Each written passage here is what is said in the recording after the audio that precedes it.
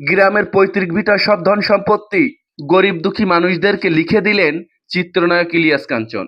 অভিনয়ের রূপালী ছাড়িয়ে বাস্তব জীবনেও মানুষের সেবায় নিজেকে নিয়োজিত রেখেছেন নায়ক ইলিয়াস কাঞ্চন।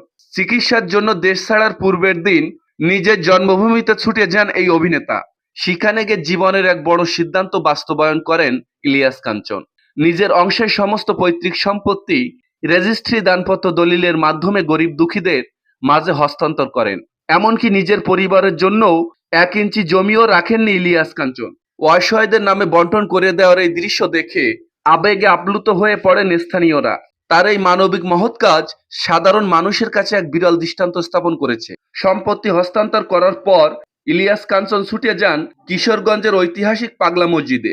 দীর্ঘদিনের শারীরিক অসুস্থতা চিকিৎসার মুখোমুখি হওয়ার পূর্বে সেখানে তিনি নামাজ আদায় এবং পরম করুণাময়ের দরবারে প্রার্থনা জানিয়ে মানত করেন যে বিদেশে চিকিৎসা শেষে সম্পূর্ণ সুস্থ হয়ে দেশে ফিরতে পারলে এই পাগলা মসজিদে 50 লক্ষ টাকা দান করবেন তিনি।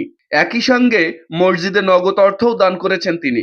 রূপালী পর্দার নায়ক থেকে বাস্তব জীবনের নায়ক হওয়া ইলিয়াস কাঞ্চন নতুন করে প্রমাণ করলেন মানুষের ভালোবাসাই তার কাছে আসল সম্পদ।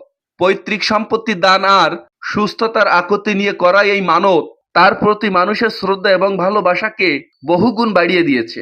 সো প্রিয় ভিউয়ার্স, এই বিষয়ে আপনাদের মূল্যবান মতামত জানাতে পারেন আমাদের কমেন্ট বক্সে।